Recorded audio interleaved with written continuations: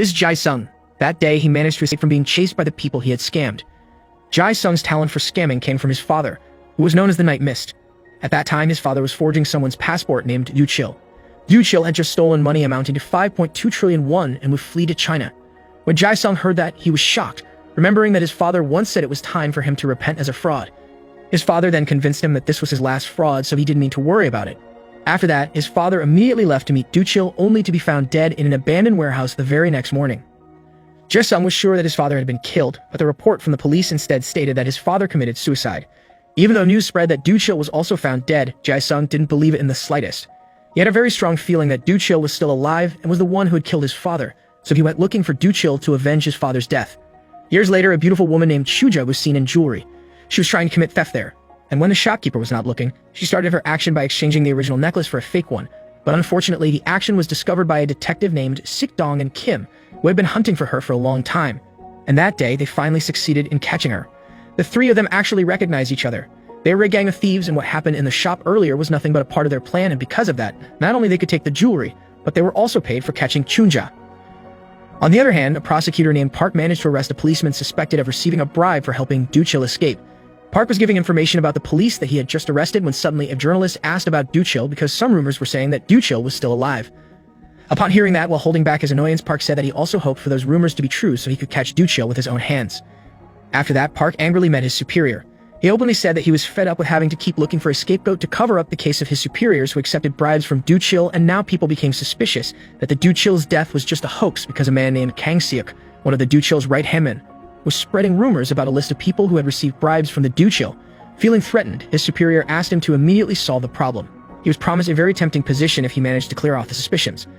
Park immediately went to meet Suk-dong and his thieves gang to ask for help in finding information about Kang Seok. Turned out that Park had been backing the thieves for a long time.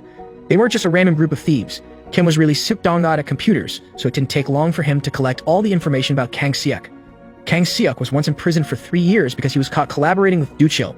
After that, he was involved in various types of fraud. He now worked as a housing agent. Park rushed to Kang Seok's office.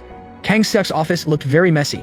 After being interrogated, Kang Seok didn't deny that he had committed a lot of fraud, but recently, he was the victim of fraud from an old man. The story began when Kang Seok attended a house auction. He saw the old man and thought that he could be the next target of his fraud, but when the old man was about to pay the money, he went to the toilet and strangely never came out. When Kang Seok checked, the old man was no longer there. The toilet didn't have any windows, so he might have left from there without him noticing. As a result of this incident, Kang Seok felt that his pride as a fraudster had been trampled on. Based on Kang Seok's statement, Park immediately asked Kim to find out what really happened, and after monitoring the CCTV footage, it was discovered that the old man was Jai Sung. Suk-dong was shocked to see him because Jai Sung was someone who often thwarted his theft plan.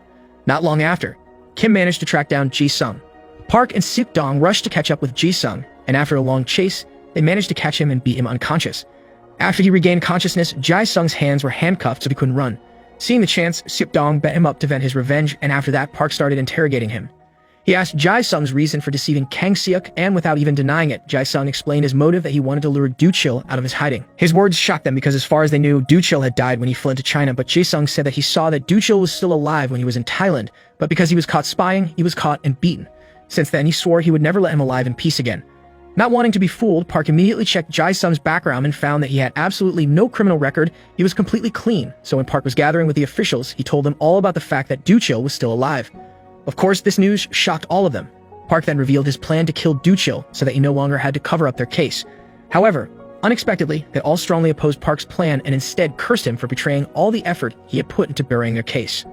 Annoyed because he wasn't appreciated at all, Park dragged Jai Sung to the roof of a building and was ready to push him from up there. He said that if Jai Sung managed to find Yu Chil, he wouldn't get anything. Annoyed, Jai Sung immediately told him that he wanted revenge for his father's death, and even though it didn't bring his father back, at least the person who killed his father could no longer roam freely. After hearing that, Park changed his mind. He then asked Jai Sung to cooperate.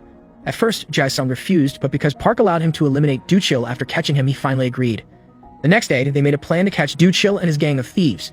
First, they would use Kang Seok to lure him, knowing that Yu Chil was a gold digger, so obviously, they had to lure him with money. Since Kang Seok was in prison, Jai Sung and Suk-dong pretended to cause trouble so that they would be sent to prison. Jai Sung claimed to be a casino owner while Suk-dong was his underling who had introduced him to the wrong housing agent. As they expected, Kang Seok was immediately interested in their story. Park, who was monitoring him from afar, immediately told the police officers to release him. Not long after, Jai Sung was also released and immediately went to his casino. the one he and the gang had prepared for the plan. Kang Seok secretly followed him from behind. He then deliberately bumped into Ji-sung, and at that moment he asked Jae-sung to get to know each other. Long story short, Kang Seok offered himself to be Jae-sung's real estate agent. Unfortunately, Jae-sung was no longer interested in that because he was focused on looking for a partner to run a money laundering business at his casino, and if Kang Seok was willing to be his partner, he wanted him to support him with $1 billion capital. At first, Kang Seok looked doubtful, but in the end he fell into the trap. Jae-sung deliberately asked for $1 billion because not everyone had it, and Kang Seok, who was tempted, automatically borrowed money from Do-chil, and as expected, Kang Seok immediately called Do-chil. However, feeling something was strange, Do-chil decided to send someone else to take care of it. The next day, Do-chil's underling named Mr. Kwak came to Jae-sung's casino. Jae-sung was happy to show him around. He didn't even hesitate to show off his stash to Mr. Kwak, but instead of believing it, Mr. Kwak thought that he was a fraud. Instead of continuing to convince Mr. Kwak, Jae-sung chose to leave him. He then met Park and his gang of thieves. He reasoned that he was forced to do it because he was afraid that his cover would be discovered. They were forced to revise their plan. Jae-sung asked Chunja to seduce Mr. Kwak so she could steal his apartment key. After that, Kim would install hidden cameras all over the rooms. Meanwhile, Jae-sung planned to go to Thailand, while Sik-dong was assigned to issue an article containing information that Do-chil was still alive. On the other side, Park, who was just arrived at work, was suddenly confronted by a reporter named Choi. Choi kept asking for the reason behind the release of Kang Seok. Disturbed by the reporter's question, at that very moment, Park threw him out of his office. After that, Park asked his subordinate to find out what Choi was doing. That night, Chunja was alone with Mr. Kwak when she deliberately turned on the TV, and right at that moment a news broadcast appeared that stated that Do-chil was strongly suspected to be alive. Mr. Kwak immediately jumped in shock and then hurriedly called Do-chil on the phone. Do-chil asked Mr. Kwak to meet him because he was now in Korea. Park, who heard the conversation, was suddenly shocked when he found out. Chunja didn't remain silent. She then followed Mr. Kwak from behind. Park also went to follow him while Kim was busy monitoring the location. Sure enough, Mr. Kwak was face to face with Do-chil. Without wasting any time, Park immediately chased him, but unfortunately, Park failed to catch him. Because of that incident, Park was annoyed to the top, and in the middle of his annoyance, Park got a call from his subordinate who said that reporter Choi was actually meeting with Jae-sung. This was completely beyond his expectations, but when he saw the photo evidence, he could no longer hold back his anger. Meanwhile, Jae-sung met with reporter Choi to discuss further the list of people who have received bribes from Do-chil and how shocked Jae-sung was when he found out that Park also kept the documents. When Jae-sung and Park met again, Park pretended not to know that Jae-sung had betrayed him.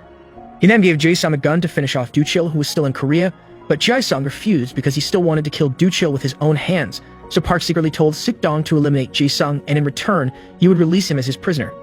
A day later, Jae-sung and the others followed Mr. Kwak's car, who would soon meet Do-chil in Incheon. When they arrived at the location, Jae-sung and Sik-dong immediately moved, but strangely, Park told them to retreat, and that was when Sik-dong hit Jae-sung in the face until he fainted. When Jae-sung regained consciousness, he was angry at Park for what he had done earlier. Park didn't do that without a reason. He was furious because Jae-sung had lied to him. Fortunately, he didn't tell Sik-dong to kill him. Hearing that, Jae-sung was honest with his true intentions. He didn't just want to finish off Do-chil, but also everyone on the list. Mr. Kwak returned to meet Jae-sung following Do-chil's orders. He assigned Jae-sung to launder 300 billion won. But as a deposit, he would give a check of 30 billion won first, while the remaining 270 billion won would follow after the process was complete. After receiving the offer, Jae-sung informed Park that he was willing to accept the offer from Mr. Kwak if Park gave him the list of names who received bribes from Do-chil, and later, the 30 billion won could be all given to him. Of course, Park immediately agreed. Jae-sung handed the 30 billion won check to Park, and according to the agreement, Jae-sung got the list of names he asked for, which he later sent to reporter Choi to be published in the news. After the news was published, all the officials involved panicked, and due to this incident, Park got a stern reprimand from his superiors. That night, Jae-sung received a call from Mr. Kwak because his condition threatened that he needed the 30 billion won by the next day and promised to hand over a check for 270 billion won to Jae-sung. Park, who also heard the conversation, immediately racked his brains to get 30 billion won in the shortest possible time. There was no other choice but for him to threaten the officials that if they didn't give him the bribe money from Do-chil, he would make sure they would be jailed. Afraid of that threat, they quickly gave the money. The next day, Jae-sung gave 30 billion won in cash to Mr. Kwak, while Mr. Kwak would give the remaining 270 billion won in the form of a check. After getting the check, Jae-sung immediately gave it to Park, who immediately cashed the check as he planned to keep the money for himself. A moment later, Park gathered Jae-sung and his gang of thieves in a warehouse. That day was the day to execute Do-chil, but suddenly, Jae-sung, Chunja, and Kim were arrested. It was then revealed that Park was the one who ordered Jae-sung's father to falsify Do-chil's passport. He had also been investigating Jae-sung secretly. He already knew Jae-sung's real plan thanks to Sik-dong, who had stolen the data that had been collected by Ji-sung. After that, Sik-dong and Park's men were ordered to kill Jae-sung, Chunja, and Kim. Shortly after, Park was informed that the check he wanted to cash turned out to be a fake check. This then made Park furious. At the same time Mr. Kwak and Do-chil met. Park ordered his men to arrest the two. But how shocked Park was to find out that Du Chil was Ji Sung in disguise. Turned out that everything that had happened so far was Ji Sung's genius plan. When he was held captive by Du Chil in Thailand, he found out that it was not Du Chil who killed his father but Park. All the calls related to Du Chil were also Ji Sung's voice, which he had changed. Even the one Park saw on the cable car was not Du Chil but Ji Sung. Stick Dong and Mr. Kwak turned out to be working with Ji Sung. Stick Dong was a sibling of someone who killed himself after Du Chil took his money, the same that happened to Mr. Kwak's wife. They were all victims of Du Chil's actions. They then united to get rid of everyone related to Fu Chil, and Park was one of them who had the biggest influence on Du Chil's success in fleeing to China. It wasn't long before Chunja came along with one of Park's corrupt superiors. He cried and begged for forgiveness and promised to arrest Du Chil if he was given the chance to be free. However, it was too late because the police had surrounded them. There was even a hidden camera that streamed all the events that had just happened. Enough as evidence to put Park and all the corrupt officials behind bars.